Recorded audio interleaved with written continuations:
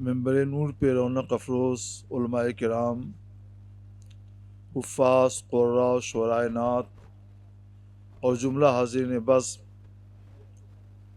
حضرات اور خواتین، السلام علیکم ورحمۃ اللہ وبرکاتہ۔ نحمدہ ونصلی علی رسول الکریم، اما بعد۔ قال رسول اللہ صلی اللہ تعالی علیہ وسلم: طلب العلم فریضۃ علی کل مسلم و مسلمہ، رواہ الامام ابو حنیفہ فی مسندہ۔ صدق رسول اللہ صلی اللہ علیہ وسلم۔ آپ سب حضرات بلند آواز سے درود پاک کا نذرانہ پیش کریں۔ اللہم صلی علی سیدنا مولانا محمد مبارک وسلم۔ اس ناچیز کے تعلق سے ہمارے احباب نے کیا کیا کہا، یہ ان کی محبت ہے یا ذرہ نوازی ہے؟ کچھ چیزیں ایسی ہوتی ہیں جو ذرہ نوازی میں صرف نظر بھی کر لی جاتی ہیں، مگر کچھ نوازشات ایسی ہیں کہ جن سے اظہار برات بھی ضروری ہے۔ مفتی اعظم، استاذ العلماء، ممتاز الفقہا، یہ تین الفاظ ایسے کہے گئے جن کا میں قطعاً لائق نہیں۔ مفتی اعظم یہ لقب ہے ہمارے پیر و مرشد حضور سیدی و مولائی مصطفیٰ رضا خان معروف مفتی اعظم ہند رضی اللہ تعالیٰ عنہ کا۔ تو یہ کیسے گوارا ہو سکتا ہے کہ ان کا خاک پا اپنے لیے مفتی اعظم کا لقب پسند کرے؟ اس لیے میرے لیے کبھی بھی کہیں بھی تحریراً تقریراً یہ لفظ نہ بولا جائے، نہ میں اس کے لائق اور نہ مجھے یہ پسند۔ اگر میرے ہی جیسے لوگ مفتی اعظم ہوں تو پھر اس سے شان حضور مفتی اعظم میں فرق پڑے گا۔ لوگ سوچیں گے کیسی تب وہ بھی رہے ہوں گے، حالانکہ میں ان کی خاک پاک کا درجہ رکھتا ہوں، اس لیے اس سے احتراز کیا جائے۔ استاذ العلماء، کچھ علماء کے استاذ ہوں گا، جو کہیں تو ان کے استاذ بھی ہوں گا، لیکن کچھ علماء کے استاذ ہونا الگ چیز ہے، استاذ العلماء ہونا یہ دوسری چیز ہے۔ جو دو چار سطریں لکھ لے تو لغت کے لحاظ سے کاتب ہے، معروفاً وہ کاتب نہیں ہوتا ہے۔ تو اگر چند اساتذہ شاگرد ہوں تو لغتاً کچھ کہہ سکتے ہیں، مگر عرف میں، عرف علماء میں اس پر استاذ العلماء کا اطلاق نہیں ہوگا، اس لیے اس سے بھی بچا جائے۔ خاص طور پر اس وجہ سے کہ یہ میرے استاذ کے استاذ حضور حافظ ملت مولانا شاہ عبدالعزیز محدث مبارک پوری رحمۃ اللہ علیہ کا لقب ہے۔ تیسری چیز ممتاز الفقہا، یہ لقب بھی بہت اونچا ہے، جو فقہا میں ممتاز ہو۔ میں تو ایک ناچیز ہوں، فقہا ممتاز کیا ہوں گا؟ میں اپنے کو اس کا حال بھی نہیں جانتا، پسند بھی نہیں کرتا، اور یہ لقب ہے میرے ایک استاذ جلیل کا، تو اس لیے بھی ناپسند ہے کہ جو لقب میرے ایک استاذ جلیل کا ہے وہ مجھے کہا جا رہا ہے، اور حالانکہ میں اس کے لائق بھی نہیں۔ اس لیے مجھے نہ تو ممتاز الفقہا کہا جائے، نہ استاذ العلماء کہا جائے، نہ مفتی اعظم کہا جائے۔ میرے لیے مولانا کا لفظ بہت ہے، اگر اتنا آپ کہتے ہیں تو یہ بھی میرے لیے ذرہ نوازی ہے۔ اس سے زیادہ کا نہ میں حقدار ہوں اور نہ ہی اس سے زیادہ مجھے چاہیے۔ میں نے ہمیشہ اعلان کیا ہے، آج بھی کہتا ہوں کہ میں مکتب فقہ کا ایک معمولی سا طالب علم ہوں، اور آرزو یہی ہے کہ اسی طور پہ زندگی گزر جائے، اس کے سوا کچھ نہیں۔ درود پاک پڑھ لیجئے۔ اللہم صلی علی سیدنا مولانا محمد معدل الجود والکرم والی و صحابی بارک وسلم۔ حضور غوث پاک رضی اللہ تعالیٰ عنہ کی بات چلی، سبحان اللہ۔ عاشق رسول، اور اب کہہ لیجئے عاشق حضور غوث اعظم اعلیٰ حضرت امام احمد رضا علیہ رحمت و رضوان نے ایک طویل قصیدہ ہی لکھا ہے۔ ایک شعر آپ سنتے رہے ہیں، اس کے ساتھ ایک شعر میں بھی حصول برکت کے لیے عرض کر دوں۔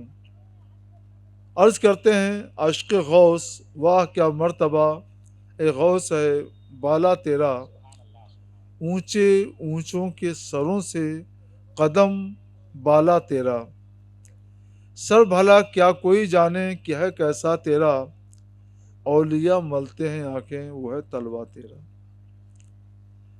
یہ بہت تشریح طلب گفتگو ہے، ہم آج کی اس مختصر مجلس میں فی الحال صرف نظر کرتے ہیں۔ اس نشست کا آغاز ایک دارالعلوم کے قیام کے سلسلے میں ہوا ہے۔ میں عام طور پہ درس گاہوں میں رہتا ہوں، جلسہ گاہوں سے شناسائی آمد و رفت برائے نام ہے، بہت ہی کم ہے، لیکن مدرسے کے حوالے سے اگر کوئی دعوت دیتا ہے تو میں ضرور جاتا ہوں کہ مدرسے والے کچھ دین کی خدمت کر رہے ہیں، قوم کی خدمت کر رہے ہیں، اگر میرے جانے سے کچھ ان کا تعاون ہو جائے تو مجھے بھی اس میں حصہ لینا چاہیے۔ مولانا نے بتایا کہ ایک مدرسہ قائم کیا ہے دارالعلوم غوث اعظم، اور ایک نوری دارالفتہ بھی قائم کرنا ہے، چلے آؤ۔ تو میں نے فوراً منظور کر لیا، کیونکہ میں مدرسوں کی دعوت ممکن حد تک قبول کر لیتا ہوں، اس لیے میں آج آپ کی جلسہ گاہ میں حاضر ہوں، ورنہ جلسہ گاہوں سے میرا ربط ضبط شاید و باید ہو یا برائے نام ہو۔ اللہ تعالیٰ اس حسن نیت اور اخلاص کو شرف قبول عطا فرمائے۔ مجھے بڑی خوشی ہے کہ ہمارے مولانا و بالفضل مولانا نور الزماں مصباحی، اللہ تعالیٰ جیسا ان کا نام ہے ویسا ان کو بنائے، زمانے کا نور۔ انہوں نے اپنے کچھ احباب کو ساتھ لے کر اور اپنے سلسلے کے پیر اور معتقد کو سہارا بنا کر دارالعلوم کی بنیاد رکھ دی ہے، نور دارالفتہ کو قائم کر دیا ہے۔ اس کے لیے یہ لائق ستائش ہیں اور لائق مبارکباد ہے۔ اس زمانے میں مدرسہ چلانا بہت بڑا کام ہے، اور کبھی بھی مدرسہ چلانا بہت بڑا کام تھا۔ خیر، مدرسہ چلانے میں کتنی مشقتیں ہیں، دارالفتہ چلانے میں کتنی مشقتیں ہیں، یہ تو وہ لوگ جانے جو مدرسے چلاتے ہیں۔ لیکن ہم آپ کو آج کے اس اجلاس میں یہ بتائیں گے کہ مدرسوں کی افادیت کیا ہے اور دارالفتہ کی ضرورت کیا ہے، پھر ہم آپ کی باتیں بھی انشاءاللہ تعالی سنیں گے۔ جب تک ہماری قوم، عرب کہہ لیجئے، جب تک عرب علم سے دور تھے تو اونٹ چراتے تھے، آپس میں جھگڑتے تھے، معمولی بات پر لڑتے تھے تو سالہ سال لڑتے رہ جاتے تھے، اور ایک جنگ تو ان کے درمیان ایسی شروع ہوئی جو 1 صدی سے زیادہ تک چلتی رہی۔ یہ سب نتیجہ تھا جہالت کا، بے علمی کا، نافہمی کا، لاشعوری کا۔ لیکن جب ہمارے اور آپ کے پیارے رسول احمد مجتبیٰ محمد مصطفیٰ صلی اللہ علیہ وسلم دنیا میں تشریف لائے، ایمان اور عقیدے کی دعوت دی، پیغام دیا، تو ساتھ ہی آپ نے مدینہ منورہ کے، مکہ معظمہ کے کوچوں سے، چوراہوں سے، مسجدوں سے، محرابوں سے، ممبروں سے، جگہ جگہ سے لوگوں کو علم کی طرف بلایا۔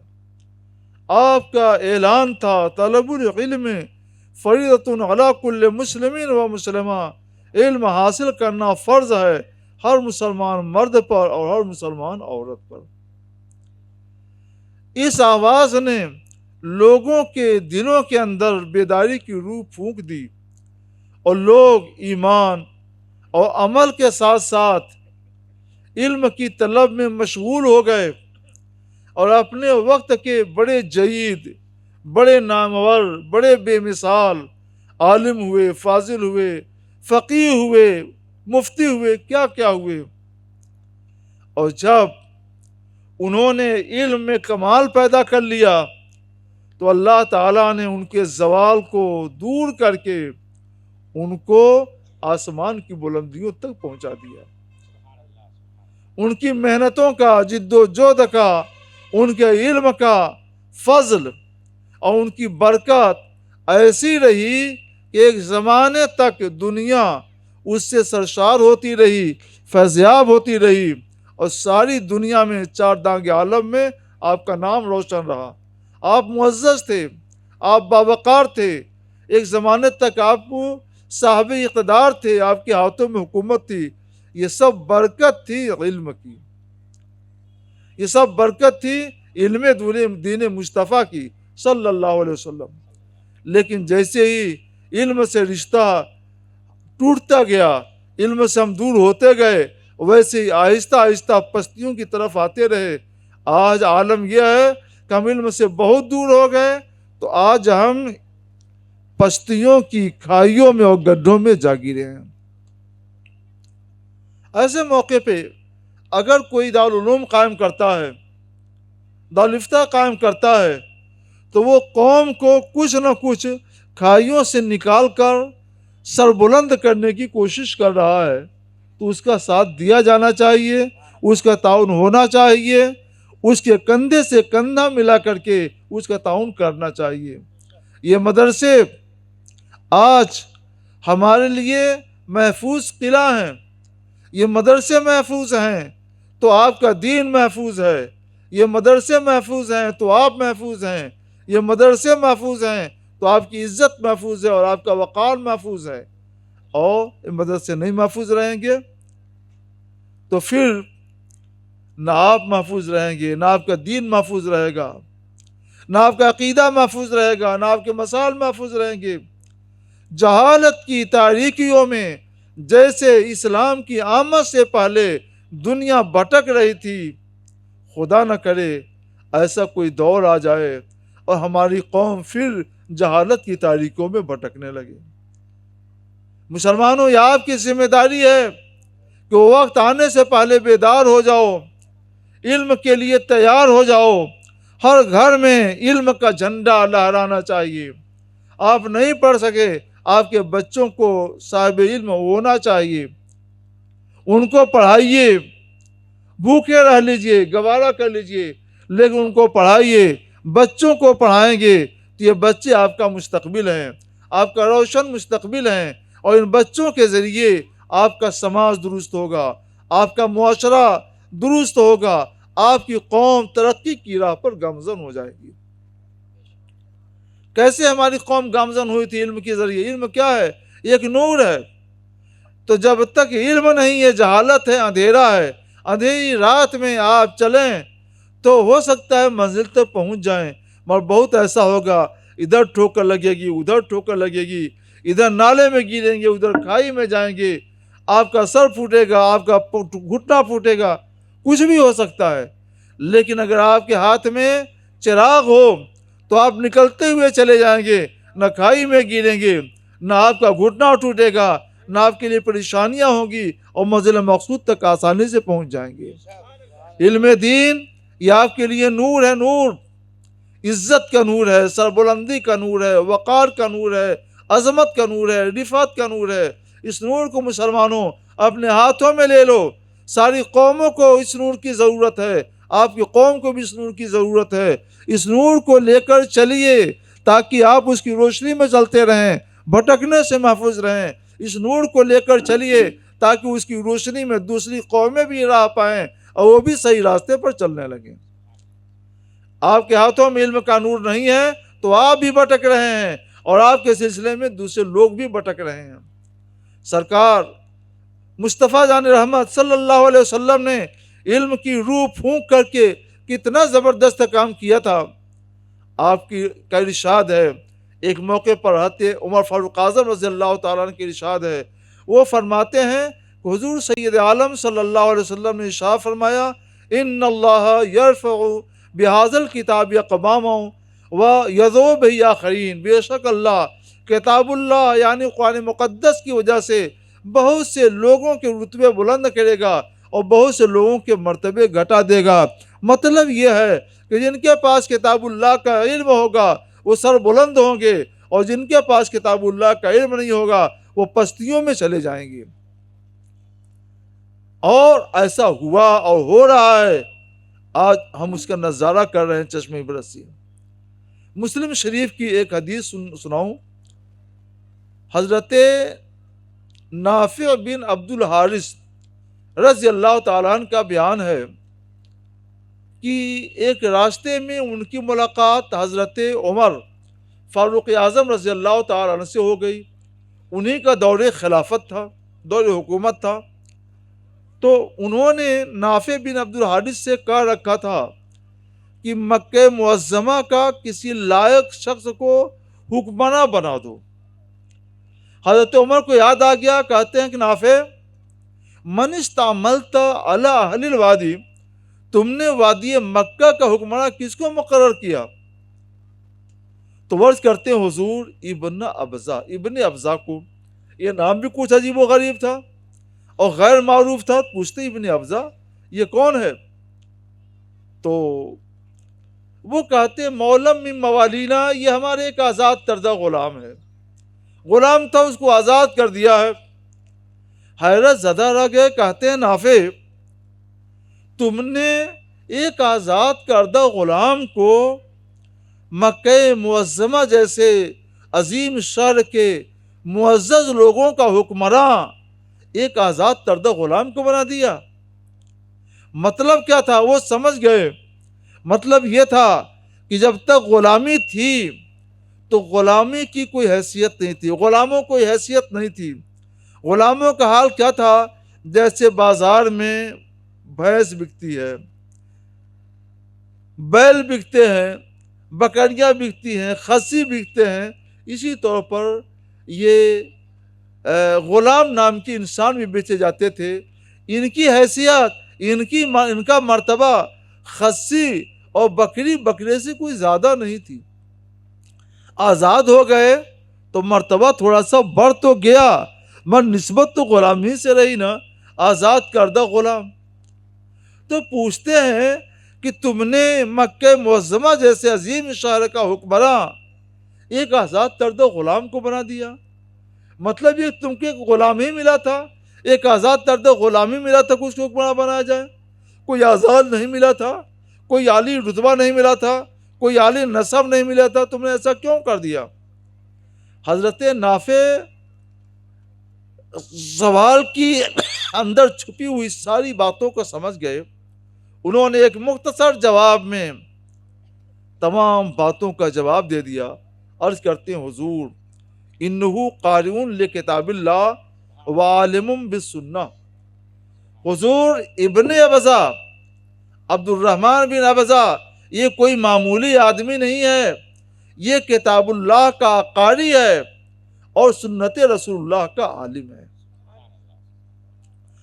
دیکھیے آج بھی قاری جو ہوتے ہیں سبحان اللہ، اگر خوشگلو ہے اور دل لگا کر ابھی مجمع میں پڑھ دیں تو سب کی طبیعت مست ہو جاتی ہے اور لوگ جھوم اٹھتے ہیں۔ کتنی اچھی قرأت ہے قرآن پاک کی، یہی قرأت قرآن تھی۔ صحابہ قرآن پاک کی تلاوت کرتے تھے اور سننے والے مشرف اسلام ہو جایا کرتے تھے۔ تو کوئی عام بات نہیں ہے، کوئی معمولی کام یہ نہیں ہے۔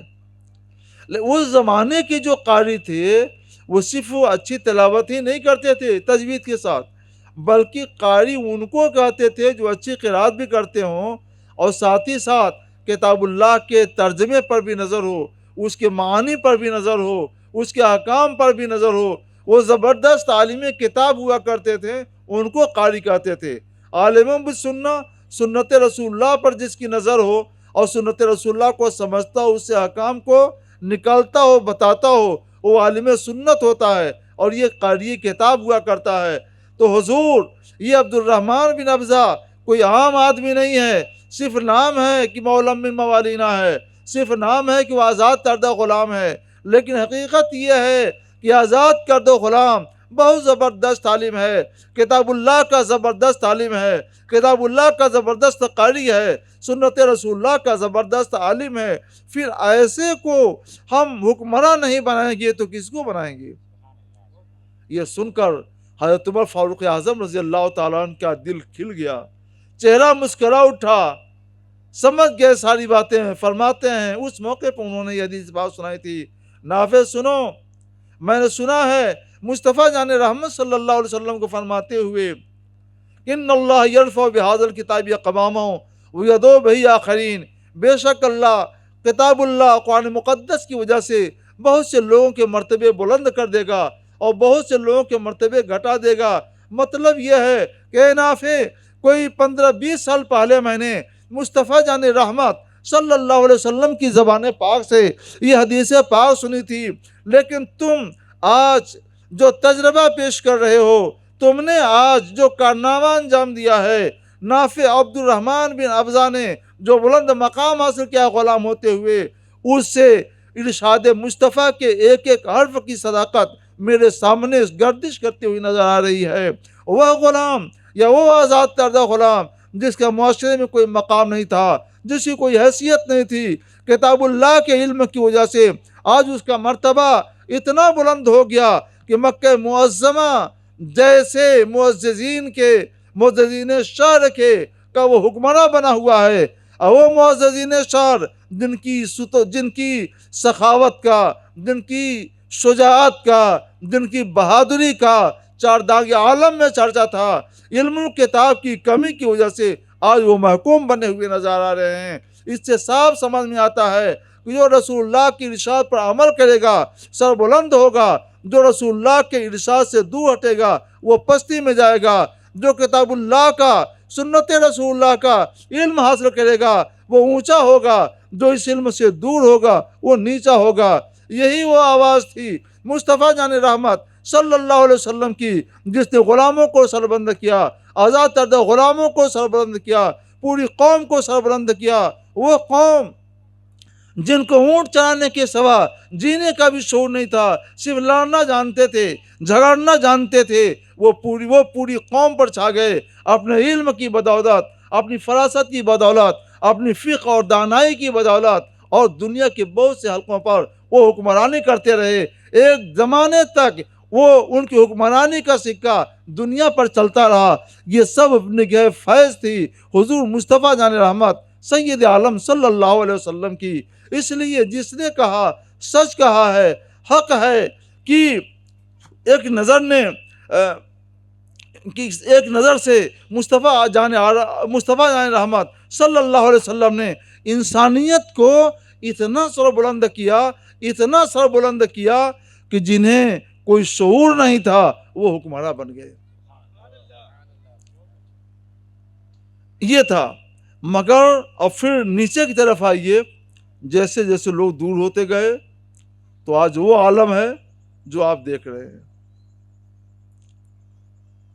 اب آپ کو کیا چاہیے؟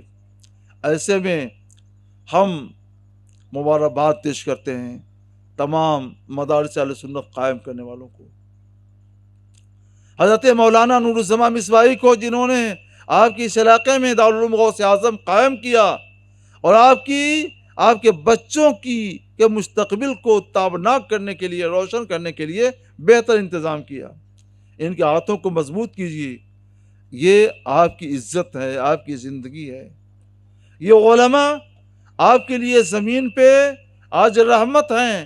ان کے دامن سے جڑے رہیے، ان کے دامن سے جڑے رہیں گے، اللہ تبارک و تعالیٰ آپ پر اپنی رحمتیں نازل فرمائے گا. ایک عرب نے آدمی کا بول بالا کر دیا، ایک عرب نے آدمی کا بول بالا کر دیا. خاک کے ذروں کو ہم دوش سریا کر دیا. خود نہ تھے جو راہ پر اوروں کے ہادی بن گئے. کیا نظر تھی جس نے مردوں کو مسیحا کر دیا. مسلک اعلی حضرت مفتی نظام الدین صاحب قبلہ غوث اعظم کانفرنس، نعرہ تکبیر. مدرسوں سے جڑے رہیے، علماء سے رابطہ بنائے رہیے. مدرسوں سے دور ہونا، علماء سے دور ہونا، یہ اپنے آپ کو تباہی کی طرف، پستی طرف لے جانا ہے. اس سے بچیے. یہ تو ہم نے بتایا کہ دارالعلوم قائم کرنے کی ضرورت کیا ہے اور دارالفتہ قائم کرنے کی افادیت کیا ہے. تو ایک بڑی بات ہے، لیکن اس کی افادیت کو سمجھنے کے لیے ایک تفصیل چاہیے. ایک واقعہ سنا دیتا ہوں میں معذر رحمۃ اللہ علیہ کا. عالم سب ہیں، مفتی کم ہیں. دارالفتہ میں سب سے پہلے یہ سبق دیا جاتا ہے، سوال کو صحیح طور پر سمجھو، بار بار پڑھو، سمجھو. سوال سمجھ جاؤ گے تو جواب صحیح ہوگا. ہم صرف اس کو ایک مثال سمجھا دیں گے، پھر آپ کی باتیں سنتے ہیں. درود پاک پڑھ لیجئے. اللہم صلی علی سیدنا مولانا محمد وبارک وسلم. امام اعظم ابو حنیفہ رحمۃ اللہ علیہ کے زمانے کا واقعہ ہے. میاں بیوی میں جھگڑا ہوا، آج بھی ہوتا ہے. یہ جھگڑا جو ہے ہمیشہ چلے گا. تو شوہر ناراض ہو کر منہ پھلا کر پھیر کر بیٹھ گئے. تو کہتے ہیں چپ رہو، میں تم سے نہیں بولوں گا، اور میں تم سے بولوں تو تم کو طلاق، وہ بھی آخری طلاق.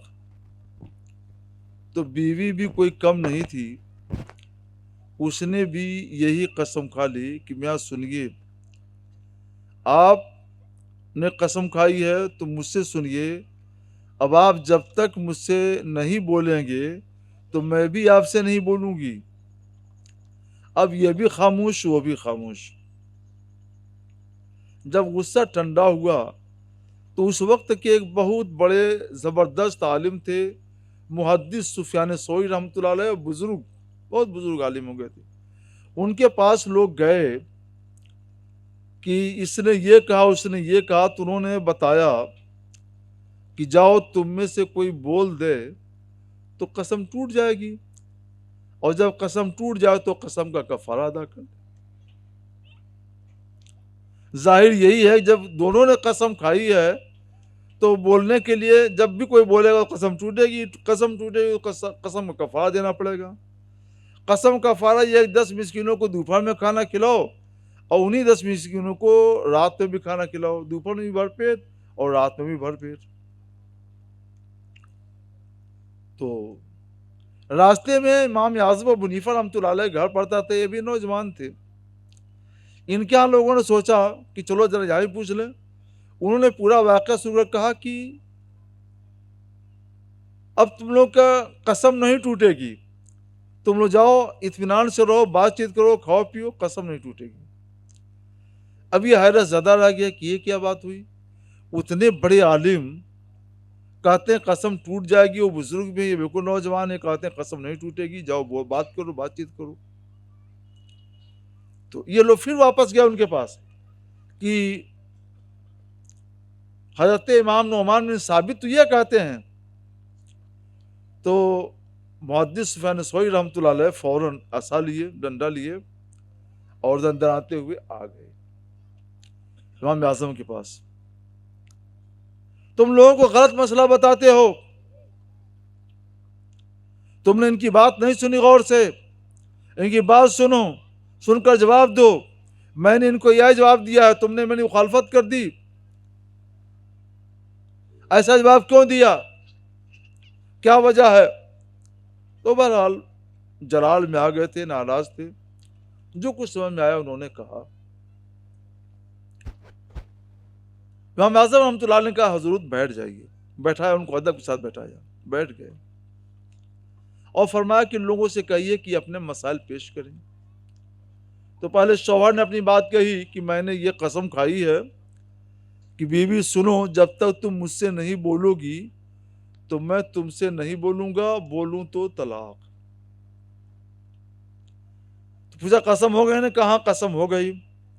پھر بیوی طرف اشارہ کیا، تم نے کیا کہا؟ تو کہا کہ میاں اب آپ مجھ سے نہیں بولیں گے تو میں بھی نہیں بولوں گی، میں بھی قسم کھاتی ہوں کہ جب تک آپ مجھ سے نہیں بولیں گے تو میں بھی نہیں بولوں گی۔ تو محدث صاحب کہتے ہیں اس نے بھی قسم کھا لیا۔ تو امام اعظم فرماتے ہیں کہ قسم کی بات تو کر رہی ہے، کہہ تو رہی ہے کہ میں آپ سے نہیں بولوں گا، بولوں گی، مگر کس سے کر رہی ہے؟ شوہر سے۔ شوہر سے کر رہی ہے کہ میں آپ سے نہیں بولوں گی، اور شوہری سے تو بات کر رہی ہے،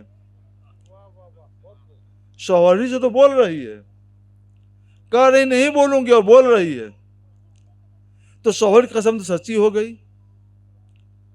تو محدث صاحب نے پیشانی چومی امام اعظم کی کہ فقہ تمہارا حصہ ہے، وقت ہوتا تو میں دارالفتہ کی اہمیت، عظمت، افادیت پر روشنی ڈالتا کہ فارغ ہونے کے بعد، عالم بنانے کے بعد یہ کورس کیوں کرایا جاتا ہے اور اس کی کیا ضرورت ہے، لیکن موقع کی مناسبت سے ہم نے اس کو بتا دیا۔ یہ علم فارغ ہونے کے بعد جب کورس کرایا جاتا ہے دارالفتہ کا، مشق فتویٰ نویسی کا، تو اس میں یہ علم دیا جاتا ہے، اس لیے اس کی بھی ضرورت ہے، دارالعلوم کی بھی ضرورت ہے اور دارالفتہ کی بھی ضرورت ہے، اس لیے دونوں ایک ساتھ قائم کیے جا رہے ہیں۔ اللہ دونوں دارالفتہ، دونوں دارالعلوم اور دارالفتہ کو برکتیں عطا فرمائیں اور دن دنی رات چوگن ان کو ترقی عطا فرمائیں۔ اب تیسری چیز ہے آپ کے سوالات اور جوابات، تو پیش ہو رہے ہیں سوالات، انشاءاللہ مجھے جو کچھ سمجھ میں آئے گا اس کے بارے میں حاصل کروں گا۔ ایک بات دور پاک اور پڑھ لیجیے۔ اللہم صلی علی سیدنا مولانا اللہم صلی علی سیدنا مولانا محمد وبارک وسلم۔ السلام علیکم یا حبیب اللہ۔ یہ پہلا سوال تو حضرت میرے طرف سے ہے کہ آج کل جہیز کا جو معاملہ ہے ہر طرف پورے ملک میں جو پھیلا ہوا ہے اور بہت ہی مشکل معاملہ ہے، تو سب سے پہلے لڑکے والے جہیز مانگتے ہیں اور اتنا مانگتے ہیں کہ ماں اور باپ کو دینے کی صلاحیت نہیں ہوتی ہے، تو ایسی صورت میں وہ کیا کرے؟ سب سے پہلے ہمیں یہ بھی سوال ہے کہ جہیز کسے کہتے ہیں، اور مانگ کر جو جہیز لیتے ہیں کہ اتنا لیں گے طے کرتے ہیں، تو اس کی شریعت حیثیت کیا ہے اور یہ وجود میں کیسے آیا، اور ہم لوگ یعنی اس ملک کے جو مسلمان ہیں تو جہیز جیسی لعنت سے ہمیں چھٹکارا کیسے ملتا ہے؟ آپ ہمیں اس کے بارے میں یا قوم مسلم کو کیا پیغام دینا چاہتے ہیں، کس پر عمل کیا جائے یا کس بات پر عمل کیا جائے کہ جس کے ذریعے سے ماشاءاللہ اس لعنت سے ہم بچ اچھا جائیں؟ سوال ہے۔ جہیز کیا چیز ہے؟ جہیز کے معنی میں آتے ہیں تیار کرنا، تیار کی ہوئی چیز۔ اپنی بچی کو، بہن کو اس کے گھر کے لیے، ایک نئے گھر کے لیے رخصت کرتے ہیں، تو ضرورت ہوتی ہے کہ گھر بسانے کے لیے اس کے پاس کچھ چارپائی ہو، چادر ہو، تکیہ ہو، اور اول گھر میں جا رہی ہے تو کھانے پینے کے لیے کچھ پلیٹیں ہوں، کچھ برتن ہوں۔ تو اول گھر بسانے کے لیے جن چیزوں کی ضرورت ہے، کھانے پینے کی چیزیں، کچھ برتن، کچھ چادر، تکیہ، لحاف وغیرہ، تو انہی چیزوں کو تیار کر کے بیٹی یا بہن کو دینے کا نام جہیز ہے۔ جہیز کے معنی جو چیز تیار کر کے بیٹی کو دی جائے، بہن کو دی جائے، تو جہیز بس وہی اتنا ہے۔ نیا گھر بسانے کے لیے جتنے کی ضرورت ہے، نیا گھر بسانے کے لیے بائک کی ضرورت نہیں ہے، فور ویلر کی ضرورت نہیں ہے، ہزاروں ہزار روپے کی ضرورت نہیں ہے۔ اور جو لمبی لمبی دعوتیں ہوتی ہیں ان دعوتوں کی ضرورت نہیں ہے. سبحان اللہ. براتیوں کو سینکڑوں براتیوں کے آنے اور بہت کچھ کھلانے اور آئٹم رکھنے کی ضرورت نہیں ہے. اس کا کیا تعلق ہے نیا گھر بسانے سے؟ یہ نیا گھر بسانا نہیں ہے، اجاڑنا ہے. یہ جہیز نہیں ہے. لوگ جو مانگتے ہیں یا اشارہ کرتے ہیں کہ ہم کو یہ چاہیے تو شادی ہوگی، سامان چاہیے، یہ سامان پیسہ چاہیے، اتنا روپیہ چاہیے، وغیرہ وغیرہ. اس کی شرعی حیثیت پوچھی گئی ہے تو مانگ کر کے جہیز کے نام پر جو چیزیں لی جاتی ہیں اور جو لڑکی والے دیتے ہیں. اعلیٰ حضرت امام احمد رضا علیہ رحمۃ و رضوان نے فتاوی رضویہ 5ویں حصے میں اس پر ایک فتویٰ لکھا ہے کہ اس کی شرعی حیثیت رشوت کی ہے. رشوت. اور رشوت کیا ہے اس کے بارے میں رسول اللہ کی بارگاہ میں حاضری دیجیے. حضور فرماتے ہیں الراشی والمرتشی فی النار. یہ تحقیق اعلیٰ حضرت کی ہے کہ یہ رشوت ہے. آگے رسول اللہ کا ارشاد ہے الراشی والمرتشی فی النار. رشوت دینے والا بھی جہنمی اور رشوت لینے والا بھی دونوں جہنمی ہیں. کیونکہ دینے والے اگر نہ دیں تو 1-2 سال میں رشوت مانگنے والوں کا حوصلہ پست ہو جائے گا اور پھر وہ سادہ طریقے پر شادی کرنا شروع کر دیں گے. تو میں بچیوں سے کے ذمہ داروں سے کہوں گا کہ اس لعنت کو آپ لوگ ختم کیجیے. آپس میں سمجھ بوجھ کر کے آپ لوگ سادہ انداز سے شادی کرنے کی رسم ڈالیے. جس قدر نکاح مہنگا ہوگا اسی قدر برائی زیادہ بڑھے گی. اور نکاح جتنا سستا اور آسان کریں گے دنیا سے، معاشرے سے، سماج سے برائیوں کا خاتمہ ہوگا. آج ہمارا معاشرہ برائیوں سے بدبودار ہوتا جا رہا ہے، کرا رہا ہے. اس کے پیچھے جو چیز اثر انداز ہو رہی ہے، کار فرما ہے، وہ ہے جبری جہیز کی مانگ اور جبری جہیز کی لعنت.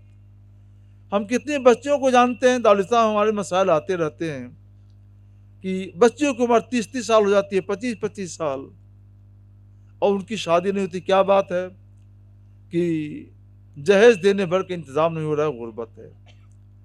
کچھ چندہ کر کے بھی کریں گے تو مانگنے والوں کی کا منہ اتنا بڑا ہوا ہوتا ہے کہ وہ پورا نہیں ہو پاتا ہے. خدا کے لیے اس لعنت کو اپنے معاشرے سے ختم کیجیے. یہ پوچھا گیا کب سے اس کا آغاز ہوا، شروعات جب سے ہوئی، تو سنیے اس کی شروعات اس وقت سے ہوئی ہے جب سے ہم نے اپنی بہنوں کو ماں باپ کے میراث سے حصہ دینا بند کر دیا ہے. سبحان اللہ. سبحان اللہ. حضرت عبداللہ بن مسعود رضی اللہ تعالیٰ سے ایک صاحب نے کہا کہ حضرت لگتا ہے قیامت آ گئی. تو وہ لیٹے ایسے بیٹھے ہوئے تھے ٹیک لگا کر، سیدھے بیٹھ گئے. کہا نہیں، ہرگز نہیں، ابھی قیامت نہیں قائم ہوگی. میں نے سنا ہے رسول اللہ صلی اللہ علیہ وسلم فرماتے ہوئے قیامت اس وقت تک قائم نہیں ہوگی جب تک کہ میراث کی تقسیم کو روک نہ دیا جائے. اور آج نہ جانے کب سے ہمارے بھائیوں نے لڑکیوں میں، عورتوں میں میراث کی تقسیم کو روک دیا ہے. ماؤں کو بھی حصہ نہیں دے رہے ہیں، بہنوں کو بھی حصہ نہیں دے رہے ہیں، کسی کو حصہ نہیں دیتے. ماں باپ چلے گئے، اب اگر بہنیں حصہ لے لیں، ہمارے پڑوس میں کچھ عورتیں ہیں جنہوں نے حصہ لے لیا تو بھائیوں سے ان کا رشتہ ہمیشہ کے لیے ٹوٹ گیا. وہ کہتے ہیں تو میرے گھر نہ آنا، تم نے تو اپنا حصہ لے لیا ہے. اور جو نہیں لیتی ہیں تو ان کو اپنے گھر، اپنے ماں باپ گھر جانے کا موقع ملتا ہے. تو یہ جو بہنیں کہتی ہیں کہ آپ لوگ بانٹ لیجیے، ہم کو نہیں چاہیے، مجبور ہیں وہ اس کے لیے، کیونکہ ان کو اپنے گھر جانا ہے، اپنے بھائی بہنوں کے پاس جانا. ان کی محبت دوسری ہے. اس محبت کی وجہ سے کہتی ہیں تم لوگ لیے رہو تاکہ تمہارے یہاں ہمارا آنا جانا برقرار. یہ کون سی محبت ہے؟ ارے محبت اور رشتہ تو یہ ہے ان کا حصہ دو اور جب وہ آئے تو ان کے ساتھ محبت سے پیش آؤ. سبحان اللہ. تو میراث کا سلسلہ جب سے بند ہوا ہے تو شوہر سسرال والوں نے بھی سوچا کہ میراث تو ملنی نہیں ہے، اس لیے جو کچھ وصول کرنا ہے ابھی وصول کر لو. लिहाजा जबरी जहेज की लानत वजूद में आई और लोग मांगने लगे। अब जबरी जहेज का इंतज़ाम नहीं हो पाता है, लड़कियां बैठी रह जाती हैं, फिर समाज में बुराई बढ़ रही है, गंदगी बढ़ रही है, और जैसे जैसे बुराई बढ़ती जाएगी ऐसे ऐसे समाज नीचे गिरता चला जाएगा। समाज को ऊपर उठाइए, गंदगी से बचाइए, मीरास के में लड़कियों को हिस्सा दीजिए, बहनों को हिस्सा दीजिए, जबरी जहेज की लानत को ख़त्म कीजिए। बल्कि जब आप मीरास में हिस्सा देंगे तो जबरी जहेज की लानत और मांग खुद ब खुद ख़त्म हो जाएगी, और फिर आप जब चाहेंगे अपनी बहनों की शादी कर सकते हैं, अपनी बेटियों की शादी कर सकते हैं। हर जगह ज़रूरत है कि मुसलमान हर मोहल्ले में, हर शहर में एक कमेटी बनाएं इस पर कंट्रोल पाने के लिए, और इस पर कंट्रोल करने की कोशिश करें। अल्लाह उन्हें कामयाब फरमाए। हज़रत दूसरा सवाल ये है कि दांत का जो रूट है जिसको कनाल कराते हैं तो दांत पर गिलाफ चढ़ा दिया जाता है, बहुत सारे लोग दांत में गिलाफ चढ़ाते हैं, तो इसका शरई हुक्म क्या है? एक साहब ने सवाल किया है, और उसका गुस्ल सही होगा या नहीं होगा? दांत जब खराब हो जाते हैं तो डॉक्टर उसका ऑपरेशन करके और उस पर खोल गिलाफ चढ़ा देते हैं, उसी को रूट कैनाल बोलते हैं। तो ये गिलाफ जो चढ़ाते हैं ना, तो उसको उसमें जोड़ देते हैं अच्छी तरीके से, उसको निकाला आसानी से ना निकाला जा सकता है, ना आसानी से जोड़ा जा सकता है। वही उसको जोड़ पाते हैं, और जब निकालने का वक्त आता है तो फिर बड़ी मुश्किल होती है निकालने में। तो वो बदन के एक उज़्व की तरह से हो जाता है, एक दांत की तरह से हो जाता है।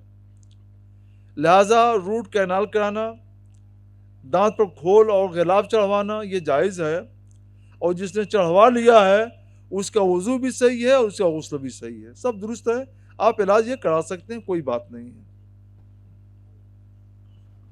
हज़रत एक आदमी ने सवाल किया है कि वलीमा किसे कहते हैं? शादी के बाद जो वलीमा कराते हैं, और वलीमा कितने दिन तक हो सकता है? क्या निकाह से पहले या निकाह के 4-5 दिन बाद भी वलीमा हो सकता है? इसका शरई हुक्म क्या है? वलीमा सुन्नत है, सुन्नत रसूलुल्लाह। सुभान हुजूर सल्लल्लाहु अलैहि वसल्लम की सुन्नत ये है कि आपने निकाह फरमाया, तुम उम्महातुल मोमिनीन के साथ जब भी निकाह हुआ तो रात में मुलाकात की, शब विसाल, उसको शब ज़फ़ाफ़ कहते हैं। रात में मुलाकात हुई, और जब सुबह होती थी तो जो भी खाना मैसर होता, खाने का इंतज़ाम होता, और जो लोग भी मिल जाते उनको सरकार अलैहिस्सलाम खिला दिया करते थे। यही वलीमा है। औलिम वलो बिशात, वलीमा करो नहीं, वलीमा करो अगरचे बकरी का एक खुर ही सही, जो भी तुमको मैसर हो, थोड़ा बहुत सुन्नत की अदायगी के लिए खिला दो, 2-4 लोगों को, 1-2 लोगों को, वलीमा की सुन्नत अदा हो गई। तो जो रात मुलाकात की गुजरती है बीवी के साथ, उसकी सुबह में सुन्नत की नीयत से लोगों को जो खाना खिलाया जाए, वही खाना वलीमा कहलाता है। इसके लिए 1000-2000 आदमी की ज़रूरत नहीं है, और बहुत महंगे खाने की ज़रूरत नहीं है, थोड़ा खाना खिला दीजिए। एक साहब एक मरतबा कहने लगे कि बम्बई से बारात हम लेके जा रहे हैं ट्रेन से बेंगलोर, तो वहाँ हम लोग बेंगलोर में रुखसत करा कर के वहीं होटल में 2 रोज़ रहेंगे, फिर वहाँ से 1-2 दिन आने में लगेगा, 1 हफ्ते के बाद वलीमा होगा, तो हम कैसे वलीमा कर पाएँगे? अगर शब-ए विसाल की सुबह में करना है तो हमने कहा क्यों नहीं कर पाएँगे? सुबह में आप लोग रहेंगे, 2-4-10 आदमी रहेंगे, कहाँ रहेंगे? तो हमने कहा उन्हीं को वलीमा की नीयत से खिला दीजिए। उनको खिलाना तो है ही, सिर्फ़ नियत करने की ज़रूरत है, वो नियत कर लीजिए, वलीमा हो जाएगा। सुभान अल्लाह, सुभान नियत अल्लाह। करने में क्या लगता है? तो इसमें एक हफ्ते के बाद वलीमा कोई करेगा तो वलीमा नहीं होगा, खाना होगा। शादी से पहले कोई खिला दे तो वलीमा नहीं है, वो खाने की दावत है। एक सवाल ये कब तक चल सकता है ये? तो देखिए, आज रात में मुलाकात हुई तो सुबह में जो खाना खिलाएंगे, नियत भी होना ज़रूरी है। नियत के साथ जो खाना खिलाएंगे वो वलीमा है, और कल ना हो सके तो परसों परसों जो खाना खिलाएंगे वलीमा की नीयत से, वो भी वलीमा हो जाएगा। उसके बाद अगर खिलाते हैं तो वो दावत है, खाना है, वो वलीमा नहीं है, सुन्नत नहीं अदा होगी। तो 2 दिन चले, कल या परसों, इसके बाद नहीं। حضرت ایک سوال ہے کہ سماج میں ایک ساتھ رہنے کی کیا صورت ہے؟ ایک سوال یہ بھی ہے کہ نشہ کرنے کے بارے میں اسلام میں کیا ہدایت دیتا ہے؟ نشہ کے سلسلے میں آپ کا کیا حکم ہے؟ نشہ مثلا شراب پینا اور ایسی چیزیں کھانا جس سے عقل خراب ہو جائے اور آدمی کی صحت برباد ہو جائے، یہ سب چیزیں کہ آدمی اپنی صحت برباد کر لے، پاگلوں کی پاگل بن جائے، زندہ ہوتے ہوئے کسی کام کے لائق نہ رہ جائے، ہوش و حواس بیکار ہو جائیں، ایسی چیزیں لینا یہ ناجائز ہے، گناہ ہے۔ اسلام نے خاص شراب کے تعلق سے سخت ہدایات فرمائی کہ یہ ناپاک ہے اور اس سے بچو، اور احادیث نبویہ میں تو بہت کچھ فرمایا گیا۔ یہ ام الخبائث ہے، یعنی خرابیوں کی، ناپاکیوں کی بنیاد اور جڑ یہ ہے۔ ایک حدیث مجھ کو یاد آئی، امام غزالی رحمۃ اللہ واقعہ، امام غزالی رحمۃ اللہ علیہ نے غالباً مکاشفۃ القلوب میں لکھا ہے کہ ایک عورت ایک عابد پر عاشق ہو گئی۔ وہ صرف عابد صاحب تھے، مولانا صاحب نہیں تھی، پہلی امتوں کا واقعہ ہے کہ میرے ایک زمین کا معاملہ ہے، اب آئیے گواہی دے دیجیے گا تو میرا کام ہو جائے گا۔ چلے گئے، خدمت خلق کی نیت سے دروازہ بند ہو، کہا کہ میرا نہ کوئی مقدمہ ہے، نہ زمین کوئی معاملہ ہے، میری نیت یہ، اس لیے میں نے بلایا ہے۔ تو انہوں نے انکار کر دیا، تو نہیں ہو سکتا، یہ تو گناہ کام ہے، حرام کام ہے۔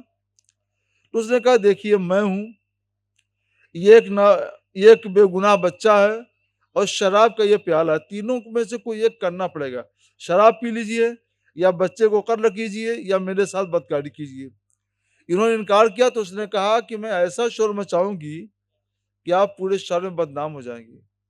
تو انہوں نے فیصلہ کیا کہ اس کے ساتھ بدکاری کریں، اس کا تعلق اس سے بھی ہے، دوسروں سے بھی، سب کے لیے ننگوار کا باعث ہے، بچے کو قتل کر دیں تو جان ہی چلی جائے گی، اس کا تعلق اس سے بھی، اس کے ماں باپ اور رشتہ داروں سے بھی ہے، سب کا دل دکھی ہوگا۔ ایک پیالہ شراب ہے، پی لیتا ہوں، گناہ تو ہے، میں اس کا تعلق مجھ سے ہوگا اور میں بعد میں توبہ کر کے اللہ کی بارگاہ میں پھر پاک صاف ہو جاؤں گا۔ تو انہوں نے شراب کا پیالہ اٹھایا، پی لیا۔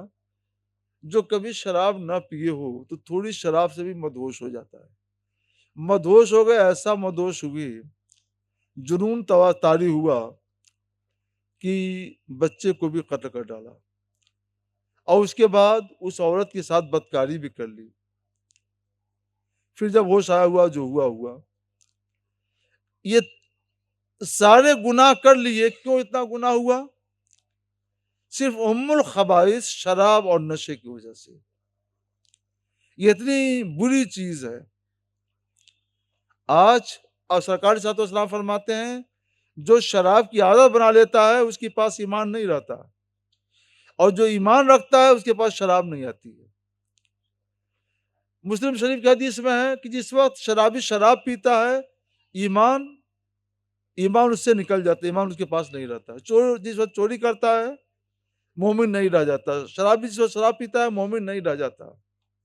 اس طرح کی حدیثیں موجود ہیں۔ تو مومن رہیے، شراب سے بچیے، اور یہ سمجھیے کہ اس کی عادت جوانوں کو پڑ گئی اور جوان اس میں اپنے آپ کو برباد کرتے جا رہے ہیں۔ جوان ہی قوم کا مستقبل ہیں، کسی بھی قوم کا روشن مستقبل جوان ہی ہوتے ہیں، اور جوانوں ہی کی لت پڑ جائے شراب نوشی کی، نشہ کی، اپنی عقلوں کو برباد کر دیں، اپنی صحت کو برباد کر دیں، تو قوم کا محافظ اور قوم کا مستقبل اور قوم کا روشن مستقبل کون ہوگا؟ کسی بھی قوم کو برباد کرنا ہو تو ان کے ہاتھوں میں شراب دے دو، نشہ دے دو، وہ قوم خود بخود برباد ہو جائے گی۔ آج ہماری قوم نے تباہی کے لیے سارے انتظامات کر رکھے ہیں کہ ہماری قوم کے جو نوجوان ہیں ان کے ہاتھوں میں شراب ہے اور نشہ ہے۔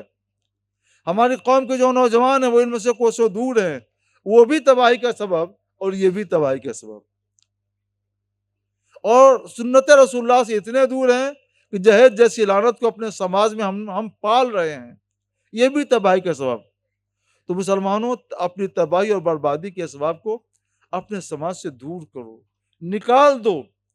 نکالنے کے لیے ڈنڈا لے کے نہیں چلنا ہے، حکمت سے سر جوڑ کر سمجھ بوجھ کر علماء کے ساتھ بیٹھیے، سمجھیے، کمیٹیاں قائم کیجیے، نشے کو بھی ختم کیجیے، نشے کو بھی ختم کیجیے، اور جو سماج میں خرابیاں برائیاں بڑھ رہی ہیں ان کو بھی دور کیجیے۔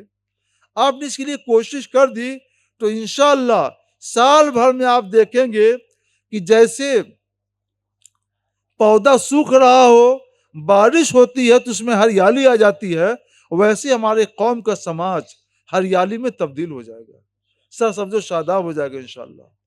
آپ کوشش تو کر کے دیکھو، ہاتھ پر ہاتھ دھرے بیٹھے رہیں گے تو قوم کا مستقبل برباد ہوتا جائے گا، کوشش کر کے آگے بڑھیں گے تو قوم کا مستقبل تابناک ہوگا اور تابناک ہوتا چلا جائے گا۔ یہ مت سوچئے شراب وہ پیتا ہے ہم نہیں پیتے ہیں، یہ مت سوچئے کہ جبری جہیز وہ لے رہا ہے ہم نہیں لے رہے ہیں، اور کوئی پڑھا ہوا آدمی یہ نہ سوچے کہ جو جاہل ہے جاہل، ہم تو نہیں جاہل ہیں، نہیں، ہم جس سماج میں ہیں یہ سماج ہماری کشتی ہے، ہم ایک سماج کی کشتی میں سوار ہیں، علم والے بھی، بے علم بھی، نشے والے بھی، بے نشہ بھی۔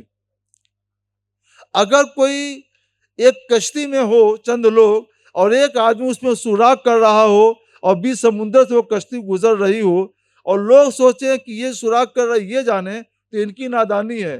کشتی ڈوبے گی تو سوراخ کرنے والا بھی ڈوبے گا اور یہ جو بے گناہ یہ سب کے سب ڈوب جائیں گے۔ تو مسلمانوں، ایسا نہ کرو، اپنے آپ کو بھی بچاؤ اور کشتی، سماج کشتی میں سوراخ کرنے والوں کو بھی بچاؤ۔ آپ بھی مجرم مانے جائیں گے، ان کے ساتھ آپ بھی تباہ ہوں گے، اپنے کو بھی تباہی سے بچائیے اور ان کو بھی تباہی سے بچائیے۔ اللہ ہمیں عقل دے، شعور دے، سمجھ دے، اور آپس میں جو چھوٹی موٹی باتیں ہیں، رنجش ہو جاتی ہے، جھگڑا ہو جاتا ہے، ان جھگڑوں سے بچیے، دوریوں سے بچیے، ایک دوسرے کو برا بھلا کہنے سے بچیے، گالی گلوچ دینے سے بچیے۔ اگر کوئی آپ کو گالی گلوچ دیتا ہے تو صبر کر لیجئے، برداشت کر لیجئے، برداشت کرنے سے بھی بہت کچھ برائیاں خود بخود فنا ہو جاتی ہے۔ کیا ہو جائے گا اگر آپ برداشت کر لیں گے تو؟ امام اعظم حنیفہ رحمۃ اللہ علیہ جا رہے تھے تو ان کا ایک مخالف تھا، وہ پیچھے پیچھے گالی دیتا ہوا جا رہا تھا، پتہ نہیں کیا کیا گالی دے رہا تھا۔ چلتے چلتے محلہ قریب آ گیا امام اعظم کا تو کھڑے ہو گئے تھے، دیکھو اب یہاں سے میرا محلہ شروع ہوتا ہے، اندر جاؤ گے تو یہ لوگ تم کو تکلیف پہنچا دیں گے، تمہارا حوصلہ ہے گالی دینے کا تو میں کھڑا ہو جاتا ہوں، جتنا چاہو گالی دے لو، میں کچھ نہیں کہوں گا، مگر اندر مت جانا ورنہ لوگ تم کو تکلیف پہنچا دیں گے۔ گالی دے کر تم وہیں سے واپس ہو جاؤ، اس کو وہیں سے واپس کر دیا۔ تو گالی دینے سے کچھ نہیں ہوتا ہے، بلکہ ایک حدیث مصطفیٰ سے مستفاد ہوتا ہے کہ کوئی کسی کو گالی دیتا ہے اور وہ جانتے اس پر صبر کرتا ہے تو اللہ تبارک و تعالی گالی کے ایک ایک حرف کے بدلے میں اس کو اجر عطا کرتا ہے۔ تو مت غصے میں آئیے گالی پر، کسی کی بری باتوں پر، کسی کی سخت کلامی پر، کسی کی تلخیہ گفتار پر صبر کر جائیے، سماج کی سے یہ لعنت خود بخود دور ہو جائے گی، اور سماج کو درست کرنے کی کوشش کیجیے، اٹھ جائیے اور سماج کو درست کیجیے، سماج کی اصلاح کیجیے، معاشرے کی اصلاح کیجیے، پھر دیکھیے کہ انشاءاللہ تعالی ترقی کی کھیتی روز بروز سبز و شاداب ہوتی چلی جائے گی۔ اور کچھ ہے؟ آواز بڑھیے۔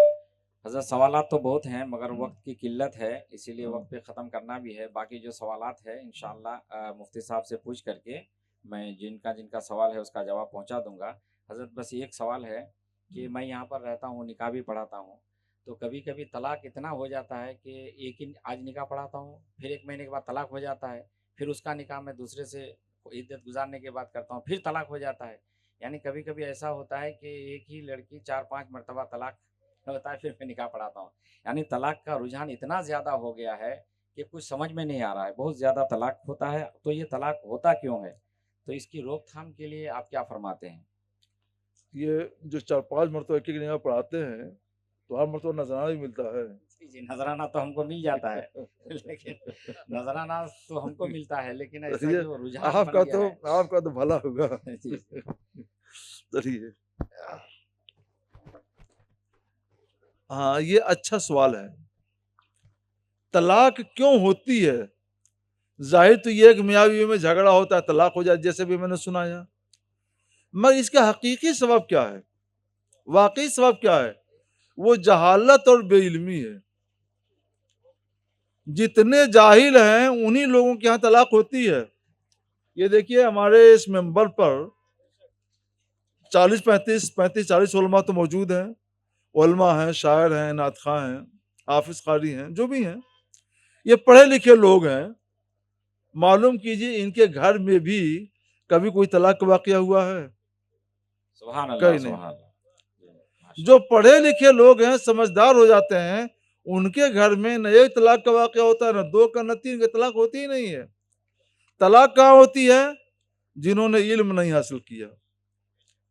تو اگر آپ طلاق کا دروازہ بند کرنا چاہتے ہیں تو علم کا دروازہ کھول دیجیے، علم کو عام کر دیجیے، طلاق کا دروازہ بند ہو جائے گا. سبحان اللہ سبحان اللہ. اور میں اپنی بہنوں، بیٹیوں، بہوؤں سے کہوں گا کہ تم لوگ اپنے غصے پر صبر کر جاؤ. شوہر تم کو برا بھلا کہتا ہے، گالی گلوچ بھی دیتا ہے، تو تم جواب مت دو. تم جواب نہیں دو گی تو اس کا غصہ دھیرے دھیرے ٹھنڈا ہو جائے گا اور تم طلاق سے بچ جاؤ. یاد رکھو طلاق سے ہمیشہ نقصان تمہارا ہوتا ہے، تمہارے بچوں کا ہوتا ہے. تم اگر چاہتے ہو طلاق کے ضرر سے اور نقصان سے اپنے آپ کو بچاؤ، اپنے خاندان کو بچاؤ، اپنے ماں باپ کو بچاؤ، اپنے بچوں کو بچاؤ، تو صبر کرو. ابھی میں نے صبر کی تلقین کی نا. صبر کرنے سے تمہارا کیا بگڑ جاتا ہے؟ کوئی گھاؤ ہو جاتا ہے، صبر نہیں کرو گی تو زخم ہو جائے گا جس کا علاج کرنا پڑے، کچھ بھی تو نہیں ہوگا. بلکہ میں نے سنا ہے کہ تم صبر کرو گی تو تم کو ثواب ملے گا، اجر ملے گا. تو تم یہ سمجھو کہ شوہر گالی دے رہا ہے، برا بھلا کہتا ہے، اور تم صبر کرتی ہو تو بغیر عمل کے تم کو ثواب مل رہا ہے. سبحان اللہ تو اگر سبحان بیٹھے بیٹھے تمہاری نیکیوں میں اضافہ ہوتا رہے تو یہ اچھی بات ہے، صبر کرو. ایک بات مجھ کو یاد آئی، یہ حضرت امام حسن مجتبیٰ رضی اللہ تعالیٰ عنہ کی ہے. ان کا نوکر خادم گوشت کا پیالہ لایا گرم گرم، اور کیا بھی احتیاطی ہوئی خدا جانے، جب سامنے آیا تو پیالہ گر پڑا اور ان کے اوپر وہ پیالہ گر پڑا. تو کپڑا تو خراب ہوا ہی، بدن جل گیا. کتنی تکلیف ہوئی ہوگی جب گرم شوربہ پڑے گا تو. انہوں نے نظر اٹھائی اور غصے سے دیکھا. ابھی کچھ بولے نہیں تھے، وہ سمجھ گیا کہ معاملہ بہت بگڑ گیا ہے. ان کو قرآن پاک کی کوئی آیت یاد دلا کر ہی اب نرم کیا جا سکتا ہے. تو کہتا حضور اللہ کے ارشاد اول کا زمین الغیث، سبحان اللہ. غصے کو پی جانے والے لائق ستائش ہے، اللہ تعریف کرتا ہوں کی. تو اس حالت میں فرماتے ہیں جاؤ، میں نے اپنا غصہ پی لیا. سبحان اللہ سبحان. تو پھر دیکھا موقع غنیمت ہے، کہا کہ والعافین عن الناس، اور لوگوں کو معاف کر دیتے ہیں جو ان کی بھی اللہ مدح کرتا ہے، ستائش کرتا ہے. تو میں جاؤ، میں نے تم کو معاف بھی کر دیا، تمہارا جرم معاف، اب تمہیں کوئی سزا نہیں دی جائے گی. دیکھا موڈ بہت اچھا بن گیا ہے تو کچھ انعام بھی حاصل کر لیا جائے. تو غلام نے کہا، نوکر نے کہا کہ اللہ فرماتا واللہ یحب المحسنین، اللہ نیکی کرنے والوں کو محبوب رکھتا ہے. فرماتے جاؤ، میں تم کو آزاد کر دیا، اللہ کے لیے آزاد کر دیا. سارا کام بن گیا اس کو. تو صبر کی سے کام کیجئے. حضرت امام حسن مجتبیٰ نے کتنا بڑا صبر کیا. ہم حسنی ہیں، ان کے ماننے والے ہیں، تو میری بچیوں، میری ماؤں، بہنوں، بہووں، صبر کرو. صبر کر لو گی، شوہر روزانہ صبح سے لے کر شام تک چلاتا رہے گا، کچھ نہیں، کوئی نقصان نہیں ہوگا. اور تم جب جواب پر جواب دیتی جاؤ گی تو کچھ بھی ہو سکتا ہے.